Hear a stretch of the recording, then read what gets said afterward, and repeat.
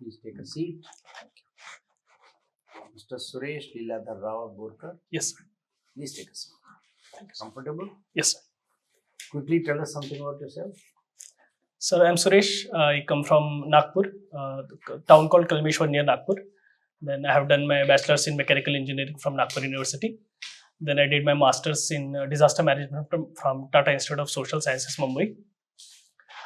My hobbies include singing Hindi songs, writing couplets, poems, and doing meditation is something I do. Apart from that, sometimes I prefer to do mimicking the acting from movies to enjoy. Right? You do it professionally or just to make your friends laugh? Just to enjoy. Good. Please, sir. Okay. You finished your engineering in 2016. Yes, sir. Do you remember anything of mechanical engineering? If I ask you, do you remember zeroth law of thermodynamics? Body A is in equilibrium With body B, and if body C is in equilibrium with B, then A is also with equilibrium with C. Yes. So now apply the same principle to the foreign policy of a country. One country being India.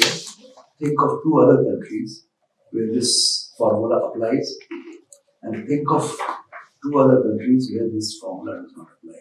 One will be India, India's foreign policy. You get my point? Yes, yes, yes. So let's see. May I take few seconds? Yeah, sure.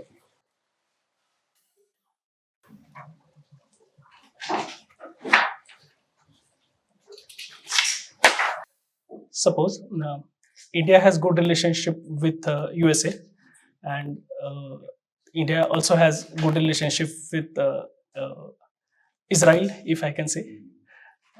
And USA and Israel have good relationship, so there is chance that we will have good relationship. It does not apply. Suppose we have good relationship with USA. At the same time, we are having good relationship with China. Then China and USA being a little bit antagonistic. Relations with China. We have good relations with Russia. Yes. Thank you. Thank you. That's a good out of box thinking. Now tell me, what is the dispute between Maharashtra and Karnataka going on, and what is the solution to that? So it is associated with the territorial dispute on Bedgaon, and since there is a significant population in Bedgaon, which is a Marathi-speaking population, so Maharashtra claims that Bedgaon should be included into Maharashtra. However, Mahajan Commission was appointed by Government of India, which favored on the side of Karnataka, and Maharashtra did not agree to that, and the matter is currently sub judice. Okay. There are certain areas of Maharashtra which are very prone to suicide by farmers. Yes. Yes. Yes. So suppose you have made the district magistrate of that one such district. Yes, sir. So what are the various things you will do so that this problem is curtailed to some extent? Sir, since farmer suicide is a complex issue, penetrating to agrarian stress coming from water scarcity, availability of non-formal finances, etc. I think long-term solution would be replication of a model of Radegan Siddhi and Hevre Bazar to elevate the water scarcity issue. That can be one. Apart from that, diversification of money supply, income sources, that can be a one. So for that, we can go for strengthening of SHGs. We have example of Lizzat Papad, which has done tremendously well in that field. So such model can be done. At the same time, I can think of Manrega, which is existing scheme of government, and implying using Buldhana model of Manrega, where local resources are used for local building, local constructions. So in that way, we are reducing the cost of materials. At the same time, we are giving the diversified source of income to the people living there. So these are the three things I can think of. Very nice. Thank you. Now tell me, what is the nuclear command authority here? On whose command, suppose a nuclear weapon has to be fired? Do you know what is the system? Yes, sir. As far as I know, we have a civilian command over it and not the military one. So Prime Minister is the one, if I remember right, who has the power. There is a political committee. Yes. And there are some other things also in that. Are you aware of So, that? I have to read about that, sir. Now tell me, ethanol blending is being talked about. Yes, sir. So now being a mechanical engineer, you tell me, right now we have achieved 10% of Yes, ethanol blending and our target is 20%. 20%. So will the same engine work with 20% ethanol blending or some modification is needed, or from what percentage onwards you got to modify the engine? Sorry, sir, I am not aware of that. Which is the maximum percentage of ethanol blending which has been achieved in the world? Sorry, sir, I am not aware. Which are the other countries, the most pioneering countries in ethanol blending? I'm not aware, sir. Sorry. Now tell me, what are the lessons we have learned from COVID as a person, as a society, and as government? As a person, as a society, and as government. As a person, I would say the need of society to every individual in order to cope up with such black swan events, and the at the same time uh, the significance of hygiene, if I can say so, at the personal level.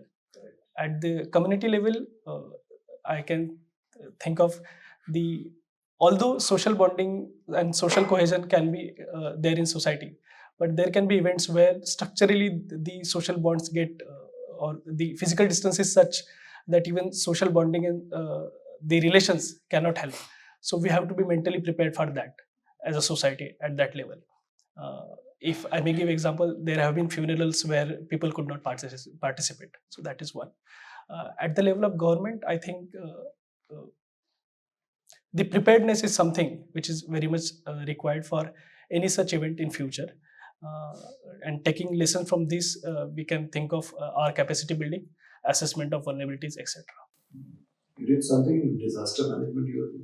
Yes, I did masters. You did masters in that. So now tell me, you are the district magistrate and earthquake at that point. Yes, sir. You are sleeping in your house, 2 o'clock, you get this information from the control room that earthquake has taken place and so many buildings in the city have been demolished. So it has been affected.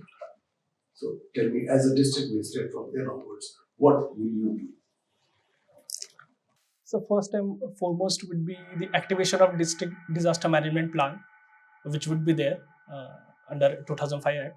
Uh, the rescue operation and relief operation is first, and getting police, medical services, and other services, fire extinguisher, other services into.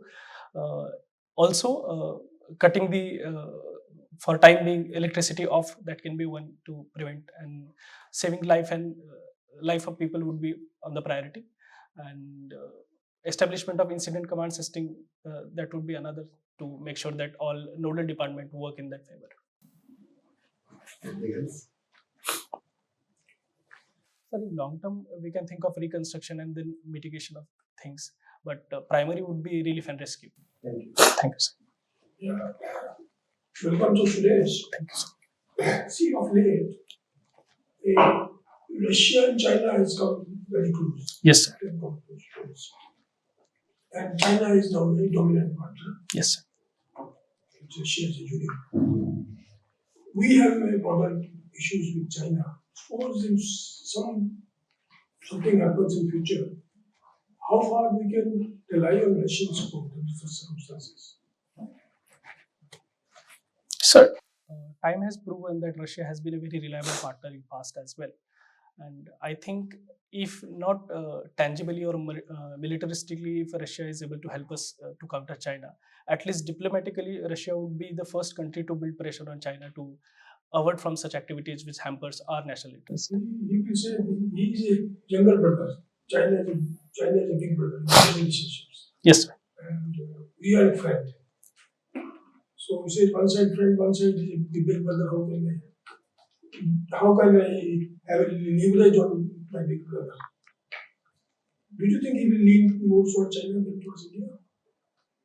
So looking at the relation, I'm optimistic and hopeful about Russia's behavior toward India, and probably Russia. It would be difficult for Russia to take directly in favor of India, but still Russia work in favor to prevent our national interest, I believe. Okay. See, you have been participating in debate on some third prize in Yes, this Rotary Club debate competition. I give you a topic. You speak 30 seconds in favor of the motion and 30 seconds against the motion. yes. The institution of marriage has lost its relevance. So may I take few seconds? Yes.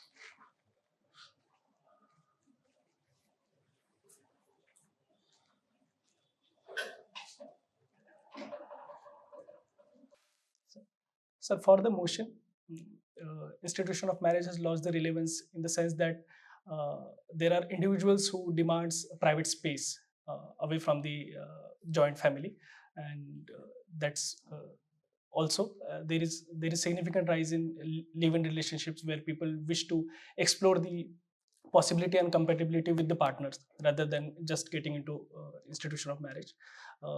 There have been cases of increase in divorce cases, so that is something the institution of marriage uh, is getting challenged. At the same time, as we saw during the pandemic, there have been cases of domestic violence. So, and marriage as a social institution is kind of a social bondage as seen by some people. So that curtails the liberty of individuals and also institutionalized form of patriarchy, if I can say so. Uh, so marriage has not lost its relevance since human is not an island but a part of continent, and it requires social bondage and mental support, a healthy family to sustain his life. COVID is one example where it was required. Second, I can think of, uh, though people there are criticism that marriage is an institution of patriarchy, but I think there are marriages where both the partners have worked in favor of getting best out of each other rather than uh, pulling each other down. Third, marriage is institution of procreation. So if we want a society to go ahead, a civilization to go ahead, marriage is something, a stable institution which provides for. Apart from that, marriage as a social institution has significance in order that it generates a lot of economic activities in society. So to have that in society is also, and gives a moment of celebration as well. See, we had introduced GST sometime past. We kept few items out of GST. Yes, sir. What are those items? So petroleum products are out of GST. What else? I have read, but I'm unable to recollect that. Very important item. Major source of revenue sustainability. Sorry, sir, I'm unable to recollect. You don't drink. Alcohol. I don't drink, sir. See, liquor is for personal consumption, okay? But petroleum is also an input for many industries. Don't you think petroleum should be at least brought into GST net? Sir, in longer term, I think it should be brought under GST, but there is apprehension from the state that they will lose out their share of revenues coming out of that. So I think evidence-based policy making would help that in longer term. So we can think what revenue loss would happen to states, and then we can think of considering it. Okay. See, there is old pension scheme and new pension scheme. Yes, sir. Now, many states have new pension scheme, Yes, sir. but employees are demanding old pension scheme. Yes. Suppose you are posted in a state as IAS officer, staff association demanding back to old pension scheme. You have been given the task to speak to them and convince them that new pension scheme is better. How you will do that? Sir, my staff is demanding for the old pension scheme. Yes. Yes. Sir, first, one of the thing which I can say is old pension scheme puts lot of pressure on the exchequer. So if the staff is working with me, I think I will try to convince them on the in the fashion I tell them that since they are part of the institution and it is the complete institution which will face the economic challenges. Listen to such talk. Only thing is how they are concerned about themselves, their future, their family. Then I will talk about positives of new pension scheme. that since money is getting invested into market, probably that can give them better revenues in longer run, better returns on the investment. At the same time, there is certain portion of government which is also going into market along with their money. And since the pension scheme is open to all, it is more inclusive than old pension scheme. And on that line, probably I'll try to convince them. Very convincing, but I take it. Thank you. Thank you. The subject is political science and Yes. international relations. What is the contribution of Maharashtra in general and Nagpur in particular in giving rise to opposite poles in Indian politics? Ma'am, in opposite poles. Opposing poles, what are the different strands of politics that Nagpur has contributed to Indian politics? Okay. Ma'am, Nagpur has been the origin of one of the most influential pressure group in India, working in India, Rashtriya Swayamsevak Sangh. So we have seen Congress system in Indian politics, and the influence of Rashtriya Swayamsevak Sangh on BJP and the subsequent ideology, etc., has posed the counter challenge to the Congress narrative or Congress ideology. That is one I can think. At the same time, Maharashtra, as a land of social reformers, have always given another perspective to whatever dominant ideas are there in the societies, and removal of orthodox thinking or orthodox ideas coming out of that. Apart from that, the worker movement has been very strong in Maharashtra as well. In other terms, the subaltern group like Dalit Panthers have been from Maharashtra only. So the voice to subaltern group also comes from Maharashtra. So these are some contribution I can think of. In terms of international relations, what is the difference between neorealism and realism? And what stance has India adopted after the world order has been changing? Realism specifically talks about it believes that states behave in a fashion of human nature, that it is power seeking and it always go for power, and there is no value of ethics such in the international relation. In neorealism, there is element of structures as well which influence the choices, and it's not that states can take their actions on as independent body, but also influenced by the system and the structure around them. As far as India is concerned, in recent times, I think the strategic autonomy which India is trying to maintain on the global platform, when the world is not bipolar or the world order is in flux, where our national interest is something which is priority to us, we are making issue-based alliances, issue-based partnership, and we are going with like-minded country, at the same time preserving our values and principles which we wish to. Right. Speaking of alliances, what is the new model of South-South cooperation that has been offered by India in the G20 summit? In general, I have idea about South-South cooperation, No, but the in one that was proposed during the G20 summit, Jaishankar has been one of the innovators of the idea. What was the idea? I have to read about that. Right. What is the general difference between NAM and strategic autonomy? How has strategic autonomy come to differ from NAM? Ma'am, the origin of NAMs comes in the context of bipolar world, where you had USA and USSR in the global platform, and India was someone who was not aligning with any of them, considering our prior needs and our principle. Strategic autonomy fundamentally differs in this context it is situated. By that I mean there is no polar, bipolar or tripolar world at the global level. There is no specific world order, it is in flux, and there is no single country which can dictate terms to anyone. And yes, today by strategic autonomy, we are promoting multilateralism. At the same time, we are making sure that our national interests remain prior to as our priority, rather than any other country dictating what are their problem and what we should do. Why do we incline towards multilateralism during NAM? Sorry? Weren't we inclined towards multilateralism during NAM? We were, ma'am. Then what's the difference? Ma'am, the situation where it was situated, and the context it was situated, the NAM and the strategic autonomy. Alright. Last question from my end. What are the two concepts that India has offered to Western theory and thought?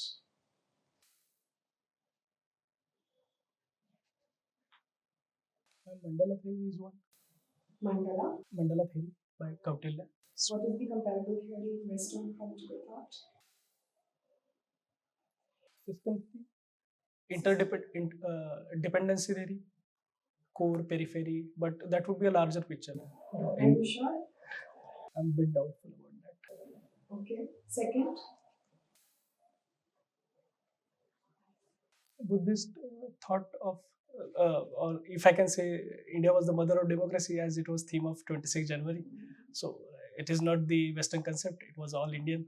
So we have given them the concept of democracy. Alright. How is it different from the Western democracy? As far as I understand, Western democracy is something which is given from the top. Indian model of democracy has come from within the society. We had samitis, we had sabhas, we had Buddhist Sangha, where it was, although at a smaller level, but we had a democratic culture where people used to participate and give decisions, even before Western society had imagined of that sort. So you are from Nagpur. Yes, sir. What was its earlier name? The area was called Central What was its earlier name? Nagpurs. Nagpur. Sorry, sir, I'm not aware. Why it is called as Nagpur? There are two theories. One theory says, since there is a river called Nag River in Nagpur, from this the city gets named Nagpur, and Dr. Ambedkar had said, since Nagpur is a place of Nagvanshi people, that's why Nagpur is called as Nagpur. So there are two theories. It is related to some king cobra. In the logo, there is a Nag in Nagpur. Okay, your mother's place is Chandrapur. Yes, she belongs to that district. When that was the part of earlier, it was Madhya Pradesh. Have you ever read something about it? No, sir. You have taken PSIR Yes, sir. and leaving your own subject away. Any reason? Sir, from mechanical engineering to PSI. Detailed, you have read it for 4 years, now suddenly changing to. Sir, during my masters, we had some topics from political science in our masters as well. So that is one. Second, I had a discussion with my seniors which optional to take, and according to their advice as well, they said that if I should go for optional where I have interest. At the same time, considering the success ratio in UPSC or uncertainty of the exam, I must have that capacity to read the subject for longer period. In that way, I went for PSI. You are related to ISR, especially international reasons, but when you see the choices, foreign service is at a fifth place. Yes, sir. Not matching to your subject. Sir, if given a chance to work as an IFS, I'll work there with full dedication. There is no doubt about that. But there is a difference in theoretical understanding of the subject and practically implementing of that on the ground. Also, there is also reason I wish to work in India primarily.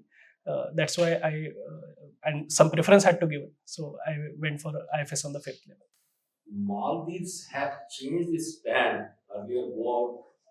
India. Now, not to go out, then in different way they should stay. What is that? India. So earlier they were asking India to take their troops out, and they had given us deadline as well. And recently the Maldivian government is asking our troops to train their personals so that they can carry out operation. Recently there was a case where there was a need of troops in medical emergency, and government did not allow the Indian army personnel to help them, and there was a casualty. So there is a resentment from local population as well. So, and now Maldivian government is asking that our people should. Why we want to be there? So, in this form, we have diplomats or something like that. Why we want to have a contingent over there, whether it's military or non-military? So I can think of two prime reasons. One is the India's approach of Sagar policy, that we care for countries who are smaller neighbor, At the same time, we try to build our soft power around the region. And second is security concern, considering the growing footprint of China in the Indo-Pacific region and in the rise of Indo-Pacific as the new geopolitical theater in the global politics. I think it is very much significant for India to have presence in such countries. Although our primary need is to cater the population in such countries and help them on the humanitarian ground, but it also gives us opportunity to see what threats are coming from other countries like China, particularly. Thank you, sir. Okay. You're fond of composing couplets. Yes, sir. Which quality in Ghalib's shairi, right? I presume we are talking about shairi. Yes. Which quality of Ghalib's shairi makes it so eternal that even today, 150 years after his demise, we still read as if it's written by someone contemporary?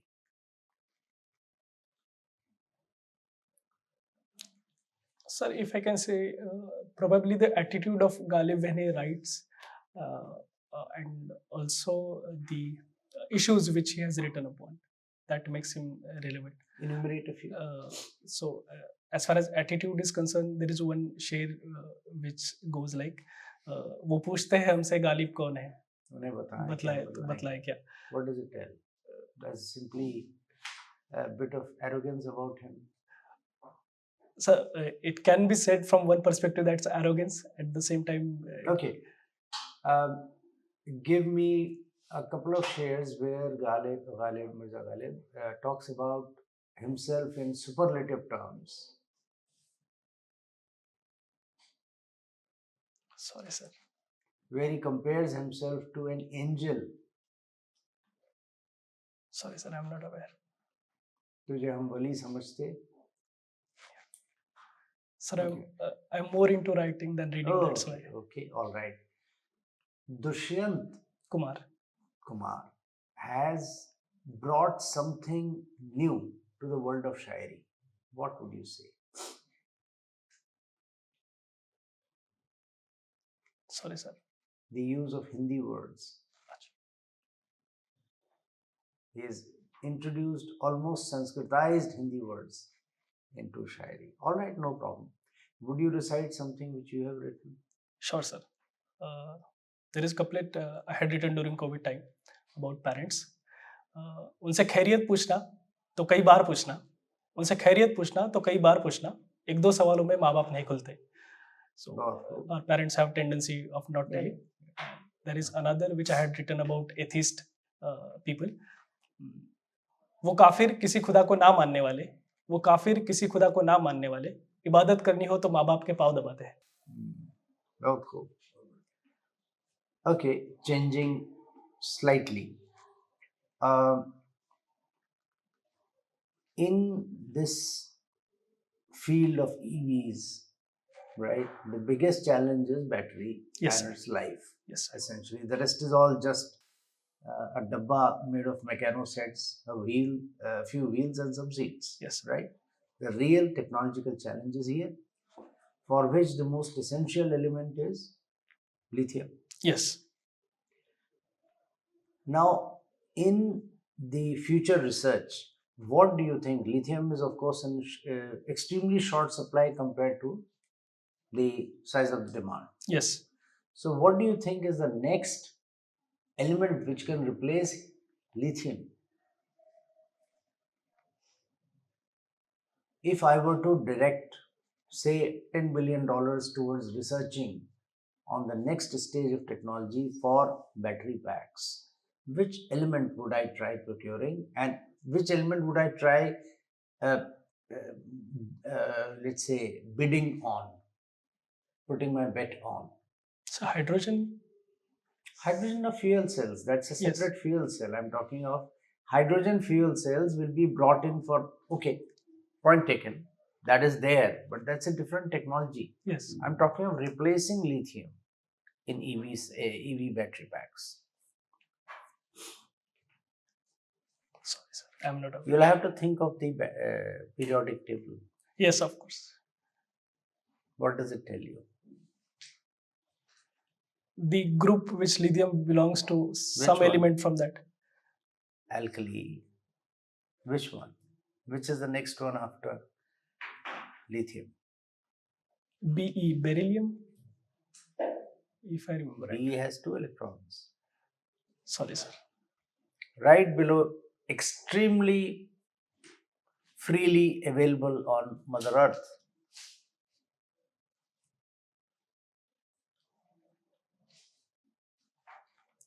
Lithium, sodium, potassium. Sodium.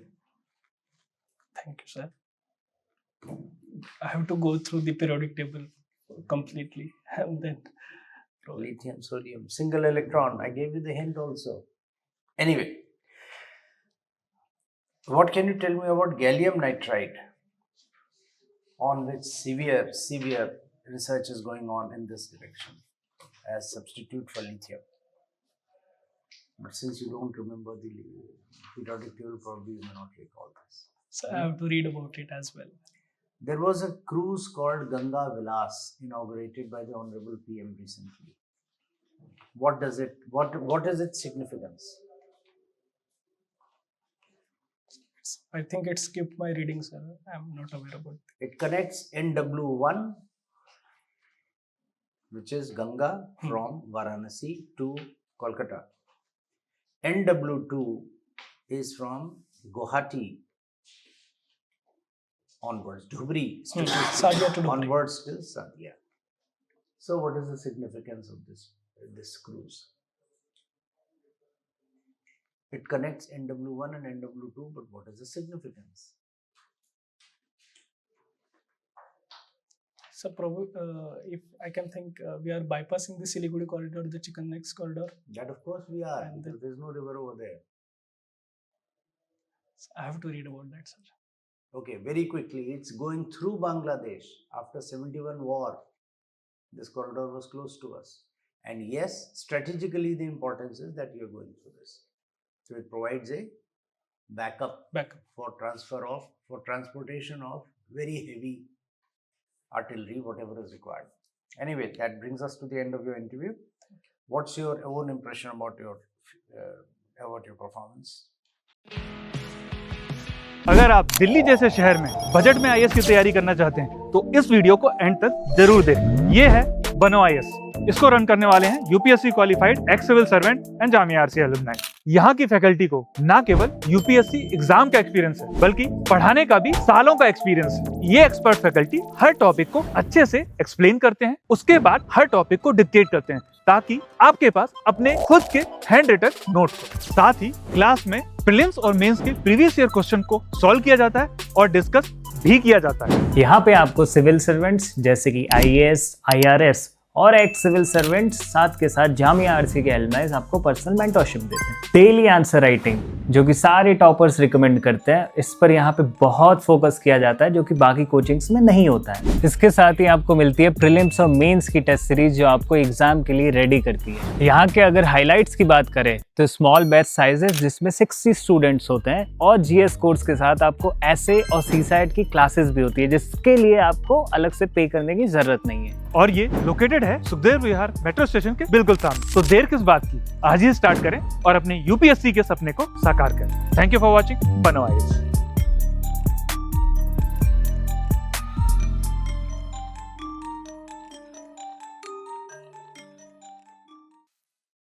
I need to brush up on Some basics. Yeah. some basics.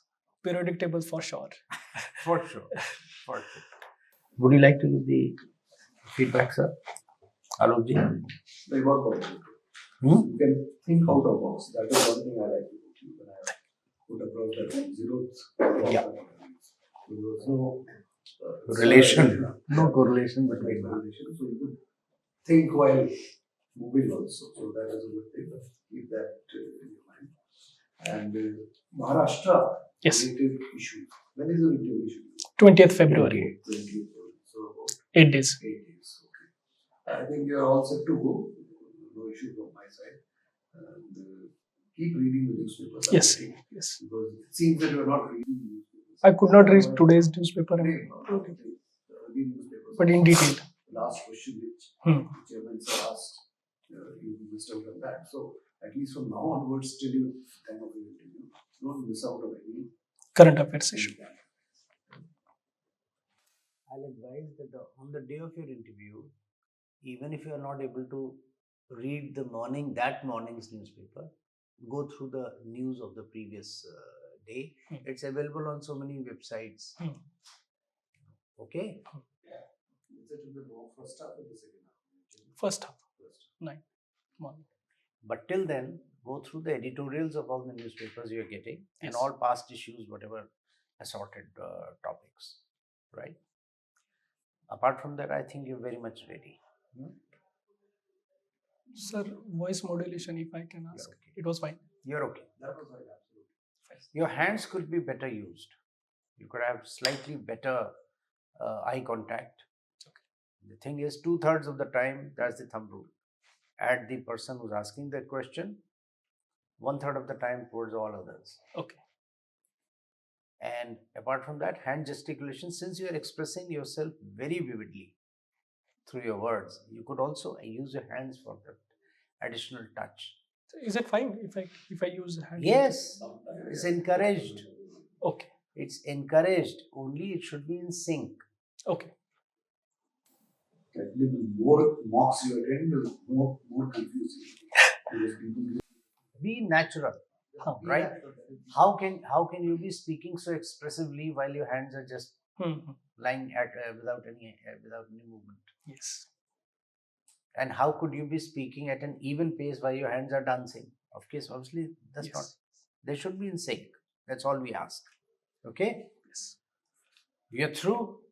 Ma'am, in PSIR. Yes. So I think we are pretty much in sync with the concepts of it. Try to use the names of the thinkers whose concepts we are using. Okay. Right. Also, please go through, because the foreign policy is very fast paced right now. They are literally using modules in foreign policy at the moment. Please be very thorough with them. Okay. Okay.